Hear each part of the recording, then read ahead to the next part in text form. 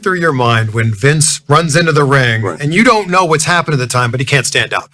The whole day thought I was getting fired. The whole day it was just a nightmare. They didn't tell you were winning?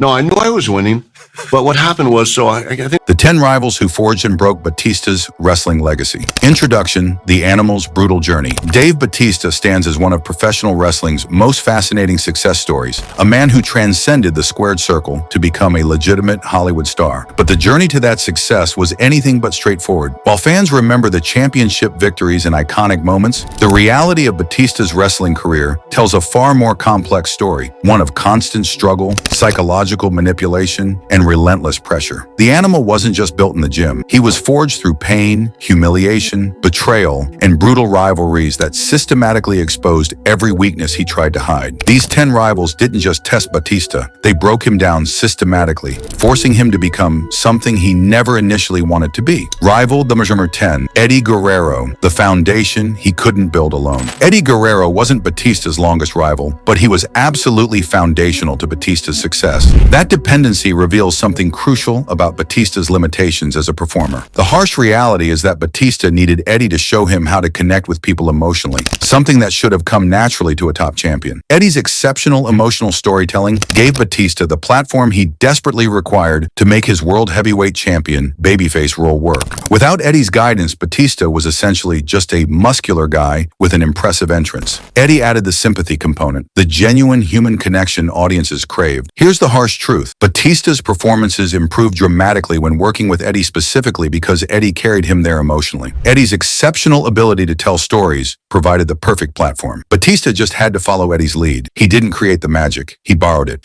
Industry veterans like Teddy Long consistently listed Eddie among Batista's elite rivals. In 2005, their brief feuds and alliance proved crucial to establishing Batista's credibility. Eddie was a top-tier veteran who instinctively knew how to make audiences care. He understood ring psychology at a level few wrestlers achieve. Batista didn't have that skill naturally. He had to learn it. Their rivalry was truncated, ending too soon with Eddie's tragic passing. But even in that short time, the lesson was clear. Batista needed stronger, more emotionally intelligent performers around him to elevate his work. He wasn't the kind of wrestler who could carry a weak opponent to a great match. He needed someone like Eddie to guide him through the emotional beats. A world heavyweight champion shouldn't need someone else to teach him emotional connection with fans. That ability should be instinctive, but for Batista, it wasn't. Eddie was the foundation Batista couldn't build alone, setting the tone for his entire career. He would always need someone else to elevate him emotionally. Eddie was the first of these crucial partners, but he wouldn't be the last. Rival number 9, Chris Jericho, the technical master who exposed mental limitations. Chris Jericho brought technical skill and manipulative, psychological flair to every match, and Batista struggled with both aspects. At Cyber Sunday 2008, Batista won the World Heavyweight Championship in what should have been a career highlight, but it wasn't a clean, dominant performance. It was survival. The match existed within a chaotic political landscape. The guest referee was Stone Cold Steve Austin, chosen by fan vote. External antagonists like JBL and Shawn Michaels tried repeatedly to manipulate the outcome. The whole thing was a mess requiring quick thinking and adaptability, and Batista barely navigated through it. Jericho's style represented the complete opposite of Batista's approach. Where Batista relied exclusively on power, Jericho relied on cunning and technical precision. Jericho could outthink opponents several moves ahead. He could manipulate situations to his advantage, and that exposed Batista's fundamental weakness. He wasn't a strategic wrestler. He was purely reactionary. He hit hard and hoped it was enough. Against Jericho, raw power wasn't enough. Batista had to rely on outside help, chaotic circumstances, and sheer luck. That's not the hallmark of a true champion. The fan vote for the referee added unpredictability that played into Jericho's strengths while exploiting Batista's weaknesses. Batista couldn't prepare adequately. He had to adapt on the fly, and adaptation wasn't his strength. When JBL and Michaels got involved, the match devolved into a strategic chess game. Jericho was built for that environment. Batista wasn't. Jericho exposed the severe limits of Batista's in-ring intelligence. He proved that power alone wasn't enough at the highest level. You had to think strategically, you had to plan ahead, you had to adapt, and Batista struggled with all three. Rival number 8, Edge, the opportunist who proved intelligence trumps strength. Edge's genius lay in his opportunism, his ability to exploit moments of vulnerability other wrestlers would miss. He didn't fight fair or clean. He exploited every single vulnerability Batista had. Edge specialized in strategic exploitation. He knew how to position himself as the ultimate threat without ever needing to prove he was the better wrestler in a fair fight. He just needed to be smarter. And he was consistently, frustratingly smarter than Batista. The most infamous example came after a grueling cage match between Batista and The Undertaker. Both men destroyed each other completely. They were exhausted, battered, barely able to stand. And then Edge appeared, cashing in his Money in the Bank contract with perfect timing and stealing the World Heavyweight Championship. Batista couldn't do anything about it. He was too exhausted, too vulnerable. That's what made Edge so tough to deal with. He didn't need to beat Batista at full strength. He just needed to wait patiently for the right moment. Think about the psychology Edge employed. He studied opponents meticulously. He learned their patterns. He identified weaknesses systematically, and then he waited with remarkable patience. Every champion eventually had a vulnerable moment, and when that moment came, Edge was ready. Batista, in contrast, was impatient. He wanted to prove his dominance immediately. He wanted to destroy opponents quickly and decisively. That aggressive mindset made him predictable, and predictability was a weakness Edge exploited ruthlessly. Edge forced Batista to confront an uncomfortable reality. Being the strongest wasn't enough. You had to be the smartest too, and Batista was never that. Edge proved that intelligence and cunning were just as dangerous as strength, and Batista never found an effective way to counter that approach. The opportunistic style Edge employed was antithetical to everything Batista represented. Batista believed in earning victories through strength. Edge believed in taking victories however they came. That philosophical difference made their rivalry deeply frustrating for Batista. He couldn't beat Edge by being stronger. He had to beat Edge by being smarter, and that was a battle he rarely won. Rival number 7, Randy Orton, the parallel path that proved superiority. Randy Orton and Batista shared the exact same origin story. Both were mentored by Triple H within Evolution. Both were groomed for greatness. Both were positioned as WWE's future. But only one of them truly, consistently succeeded long-term. Orton was inextricably linked to Batista from the beginning. They were constant foils in the title picture. They frequently challenged each other in Triple H in multi-man matches. At New Year's Revolution 2005, both men were in the mix, fighting for the same prize. Here's the crucial difference. Orton's heel persona was deemed a better natural fit. Orton thrived effortlessly as a villain. He leaned into the legend killer persona. He made enemies effortlessly, and fans loved to hate him. Batista, in contrast, had to work considerably harder for his heel turns. It didn't come naturally, and that struggle showed. Orton was genuinely versatile. He could be a compelling face or heel. He could switch seamlessly whenever storylines required. Batista was more limited. He excelled as the conquering babyface. But as a heel, he had to rely on specific circumstances to make it work. That lack of versatility became increasingly apparent as their careers progressed. The recurring nature of their conflict ensured Batista was always on edge. He couldn't rest. He couldn't assume he'd permanently earned his place, because Orton was always positioned to take it away.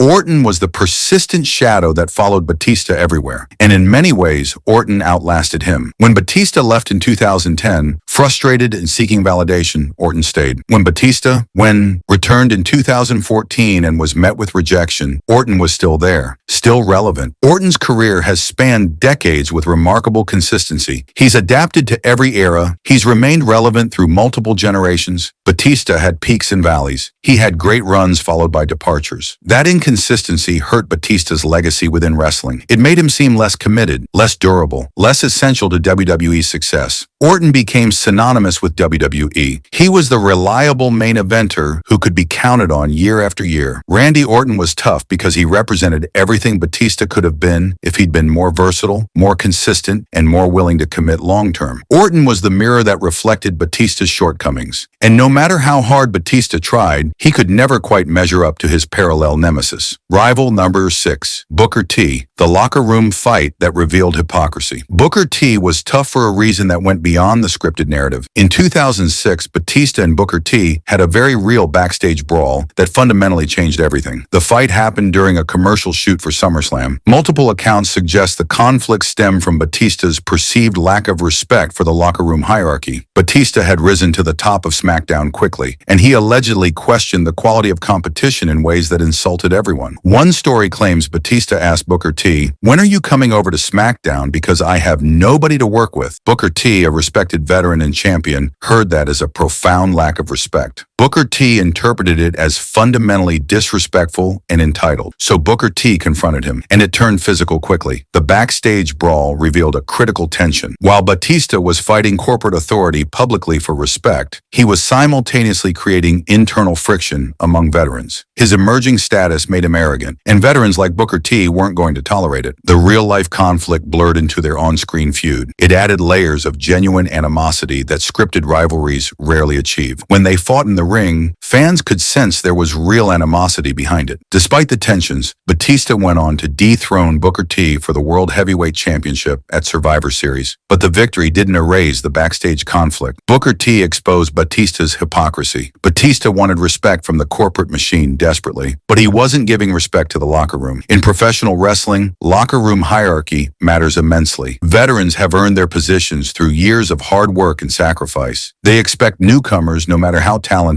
to show appropriate respect. Batista violated that hierarchy egregiously. His rapid ascension gave him confidence. Maybe too much. He started talking as if he'd already earned the respect that comes with years of experience. The question Batista allegedly asked was incredibly insulting. It implied that the entire SmackDown roster wasn't good enough for him. Booker T had been a multiple-time world champion. He'd headlined major pay-per-views. And now this relative newcomer was suggesting Booker wasn't on his level? The physical confrontation sent a clear message. Batista might be strong. He might be the champion, but he wasn't untouchable. The locker room had its own form of justice. Booker T represented the locker room's collective judgment. He wasn't just one man. He was the voice of every veteran who felt Batista hadn't earned his arrogance. Rival number 5, Rey Mysterio, the friendship betrayed for heel heat. Rey Mysterio was Batista's friend. They were successful tag team partners. They trusted each other implicitly, and then Batista destroyed all of it deliberately for his character evolution. At Bragging Rights 2009, after a disappointing tag team loss, Batista unleashed a shocking and vicious attack on Rey. It wasn't just a standard heel turn, it was a profound betrayal, and it was brutally executed. The moment that defined the turn was Batista yelling desperately, "You're supposed to be my friend?" The line instantly provided dramatic emotional intensity. It resonated deeply with audiences because it felt real. It was raw. It was the kind of pain that couldn't be faked, but it didn't stop there. Batista displayed a new level of calculated viciousness. He calmly told Rey he was going to rip his head off. The composure he maintained while delivering that threat was genuinely scary. It wasn't uncontrolled anger. It wasn't blind rage. It was cold. It was methodical, and it was terrifying. This rivalry wasn't primarily about championships. It was about emotional trauma. It was about Batista proving he could be a true villain by betraying the one person who trusted him most. And it worked brilliantly. The heel turn against Rey showed Batista's most vicious and insecure side. The feud was relatively short, but it was emotionally brutal. It established that true top-tier heel heat required personal, emotional antagonism. Physical dominance alone wasn't enough. You had to hurt people emotionally. You had to make them feel betrayed. But here's the catch. Batista needed Rey to make this work. Rey's emotional investment gave Batista the platform to be a compelling villain. Rey's selling of the betrayal made it believable. His emotional reactions gave Batista's actions weight. His genuine hurt made Batista look like a true villain. Without Rey's performance, the turn could have fallen flat. Once again, Batista needed a stronger emotional performer to elevate his character work. Rey made Batista a better heel, but Batista had to destroy their friendship to get there. Rival number 4, the Great Khali, size that negated power. The Great Khali posed a problem Batista had never faced: pure, overwhelming size. Khali stood 7'3" and weighed approximately 420 pounds. He was bigger than Batista. He was stronger than Batista. And for the first time, Batista's power advantage was completely negated. In 2007, Batista defended the World Heavyweight Championship against Khali multiple times. And every match told the same story. Batista couldn't overpower Khali. He couldn't use his typical strategy. So Batista had to adapt. The commentary made it clear how he won. He relied on heart. He relied on agility. He executed difficult maneuvers. But even when Batista won, the story was never about his dominance. It was about survival. The Great Khali was tough because he exposed the limits of Batista's physicality. And even though Batista walked away with his championship intact, the struggle proved that size still mattered. And Batista wasn't always the biggest guy in the room. Rival number 3, John Cena, the corporate ceiling. John Cena and Batista rose to prominence at almost the exact same time. Around 2005, both became the faces of their respective brands. And inevitably, they collided. The battle for WWE supremacy came down to these two, and Batista lost decisively. Their rivalry centered on the WWE Championship at WrestleMania 26 in 2010. Batista, as a villain, was absolute gold. He provided the ideal aggressive foil for Cena's clean-cut heroic narrative. Batista's entitled darker persona contrasted perfectly with Cena's market-friendly image. The feud was effective and compelling, but then the follow-up booking ruined everything. After WrestleMania 26, Batista suffered 3 consecutive pay-per-view losses to Cena, 3 straight. Critics rightly argued that this made Batista look like a bumbling monster. His credibility was systematically diminished. His threat level was reduced. He became just another guy who couldn't beat Cena. This highlights the structural toughness of facing John Cena. Regardless of the quality of Batista's performance, regardless of his impressive character work, the institutional commitment to Cena's heroic narrative mandated that his antagonists hit a ceiling. Cena had to win. Cena had to come out on top, and Batista was sacrificed to maintain that narrative. The rivalry also symbolized a broader ideological tension. Batista represented the aggressive, darker narratives of the ruthless aggression era. Cena represented the rigidly virtuous, market-friendly parameters of the PG era, and the PG era won. Cena's brand eclipsed Batista's. The writing was on the wall. WWE was transitioning away from the kind of edgy content that had made Batista successful. The diminished credibility directly contributed to Batista's 2010 hiatus from WWE. He left because he wasn't getting the respect he deserved. He left because he kept hitting that structural ceiling. He left because, no matter how hard he worked, Cena was always going to be the company's golden boy. The frustration was palpable in his final appearances. John Cena was tough because Batista couldn't beat him. Not consistently, not when it mattered. And that loss of credibility, that systematic dismantling of his threat level, defined the end of Batista's first major run in WWE. Rival number 2, The Undertaker, the unattainable standard. The Undertaker was the standard, the benchmark, the final boss, and Batista never truly surpassed him. In 2007, Batista and The Undertaker engaged in one of the best rivalries in SmackDown history. The feud generated immense audience engagement. It was critically acclaimed. It was considered elite, and every match they had was a banger. They fought at WrestleMania 23 in a standard singles match that proved Batista could hang with the legend on wrestling's biggest stage. They fought in a grueling last man standing match at Backlash that tested their endurance and willingness to absorb punishment. They fought in a steel cage match that showcased their ability to work within confined spaces. They fought in a punishing hell in a cell match at Survivor Series that became the stuff of legend. The variety of stipulations tested Batista's capabilities in every way possible, and Batista delivered. He proved he could sustain complex, high-stakes narratives over multiple pay-per-views. He proved he had the endurance, storytelling ability, and athleticism necessary to lead a major brand. The matches validated his technical evolution. They proved he was more than just a powerhouse who could only do power moves. But here's the catch. The Undertaker set the standard, and Batista had to meet that standard. He didn't exceed it. He didn't surpass it. He just barely passed the test. Industry historians often place The Undertaker above Triple H as Batista's greatest opponent. That designation comes from the sheer quality and versatility of their in-ring work. Batista earned respect from The Undertaker, but he never truly defeated him in the way that mattered. Every match felt like a test he barely passed. The Undertaker always felt like the superior performer, the veteran, the legend, the one who allowed Batista to prove himself, but never conceded his spot at the top. Fans viewed their confrontation as Titan versus God. The Undertaker was the God. Batista was just the Titan trying to prove he belonged. Rival number 1, Triple H, the architect who built and controlled everything. Triple H wasn't just Batista's toughest rival. He was the architect of Batista's entire career. And that's the fundamental problem. Batista's breakout story was orchestrated by Triple H. His ascension was designed by Triple H. His identity was shaped by Triple H. And even in 2019, Batista's return was framed around earning Triple H's respect. He never truly escaped his mentor's shadow. The rivalry began within evolution. Triple H positioned himself as Batista's mentor, but the relationship was fundamentally manipulative. Triple H treated Batista as disposable personal muscle. He used his corporate position to hold Batista down, and Batista slowly realized he was being used. The tension built for months. From November 2004 onward, the friction intensified. Batista's character gained increasing momentum and fan support as he visibly struggled with his loyalty. The underlying conflict was rooted in Batista's perception that Triple H was fundamentally dishonest, that Triple H was using him rather than supporting him, that Triple H saw him as a tool, not a friend. Evolution was Triple H's creation. It was his vision. Ric Flair represented the glorious past. Triple H represented the dominant present. Randy Orton and Batista represented the carefully groomed future, but they were the future Triple H H chose, the future he molded, the future he controlled. Batista's role was simple: be the muscle, be the intimidator, be the enforcer who made Triple H's schemes possible. The dramatic climax came when Batista rejected evolution and chose Triple H as his WrestleMania 21 opponent. Batista's slow shift in facial expression, culminating in the thumbs down, was widely noted as evidence of his innate dramatic ability. This moment was more than a wrestling angle. It was a powerful screen test that foreshadowed his eventual success in mainstream acting. At WrestleMania 21 in 2005, Batista defeated Triple H to win the World Heavyweight Championship. The match was intense and physical. When Batista saw Triple H's blood, he didn't hesitate. He got fired up and finished the match with the Batista bomb. When the championship was presented to him, Batista broke down in tears. The moment was profound. It was emotional. It was real. Batista's emotions were genuine. He'd worked hard to reach that moment. He'd sacrificed physically and emotionally. And winning the World Heavyweight Championship was the culmination of years of effort. It marked Batista's transition from a promising power wrestler into the undisputed World Heavyweight Champion. But the booking tells a different story. Batista was scripted to defeat Triple H in 3 consecutive pay-per-view main events. WWE wanted to ensure Batista was viewed as a legitimate, top-tier solo star. But here's the harsh reality. Batista needed that scripting. He needed WWE to protect him. He needed Triple H to allow him to win. The rivalry found its ultimate closure 14 years later at WrestleMania 35. Batista's return was explicitly motivated by unresolved psychological tension. He viewed the successful demand for a final match as proof that Triple H never quite gave him the respect he deserved. Even in retirement, the conflict framed his career. Triple H remained the structural and psychological impediment Batista had to overcome to gain full professional satisfaction. And the fact that Batista returned in 2019 to settle that score proves he never truly moved on. Triple H shaped Batista's identity from the beginning. He decided Batista would be the muscle of evolution. He decided when Batista would turn. He decided how the feud would play out. Even Batista's rebellion was controlled. Even his moment of independence was orchestrated by the man he was rebelling against. The 2019 return is the most damning evidence of Triple H's lasting influence. 14 years had passed. Batista had built a successful acting career. He'd achieved fame outside of wrestling. He'd proven he was more than just the animal. And yet he came back to settle scores with Triple H. He came back because he still felt disrespected. That psychological need for Triple H's validation, even after all Batista had accomplished outside of WWE, reveals how deeply Triple H's manipulation affected him. That's what makes Triple H the toughest rival. It's not about physical matches. It's about psychological control. It's about shaping someone's entire career arc. It's about creating a dependency that lasts decades. Triple H did that to Batista, and Batista never fully broke free. Conclusion: a legacy built on survival 10. Rivals who didn't just challenge Batista, they systematically broke him. Triple H shaped him, The Undertaker judged him, John Cena eclipsed him, Rey Mysterio exposed him, The Great Khali overwhelmed him, Booker T disrespected him, Randy Orton outlasted him, Edge exploited him, Chris Jericho outmaneuvered him, and Eddie Guerrero carried him. Batista's legacy in professional wrestling is undeniable. He's a 6-time world champion. He main evented multiple WrestleManias. He became one of the faces of WWE during a crucial transitional period. He successfully transitioned to Hollywood, achieving mainstream success that eluded most of his peers. But that legacy wasn't built on pure dominance. It wasn't forged through natural superiority. It was built on survival. It was forged through repeated failure, constant pain, and necessary reinvention. These 10 rivals made sure he never forgot his limitations. They pushed him to his absolute limits repeatedly. They exposed his weaknesses systematically. They forced him to evolve when he wanted to stay comfortable. And in doing so, they created the complex, flawed, fascinating career that ultimately led him to Hollywood success. The journey was brutal, the struggles were painfully real, and the scars remain visible to anyone who looks closely at his career arc. Batista never fully escaped the shadows of his toughest rivals. He just learned to live with them, to work around them, to survive despite them. That survival, that refusal to quit despite constant evidence that he wasn't quite good enough, that persistent drive to prove himself even when the deck was stacked against him, that's ultimately what made Batista's career compelling. He wasn't the most naturally talented. He wasn't the most technically skilled. He wasn't the most emotionally intelligent, but he survived. He adapted. He found ways to succeed despite his limitations. And perhaps that's the real lesson of Batista's career. Success doesn't always come from being the best. Sometimes it comes from refusing to quit when everyone expects you to fail. Sometimes it comes from surviving long enough to find your true calling. Sometimes it comes from accepting your limitations and working around them rather than pretending they don't exist. Batista's 10 toughest rivals taught him all of these lessons the hard way. They broke him down repeatedly, but they also inadvertently built him up. They forced him to become more than he initially was. They pushed him beyond what he thought were his limits. That's the complicated, messy reality of Batista's wrestling career. It wasn't a straightforward story of dominance. It wasn't a fairy tale of natural talent meeting opportunity. It was a winding road of struggle, survival, and eventual transcendence into something beyond wrestling entirely. And these 10 rivals paved every painful step of that road.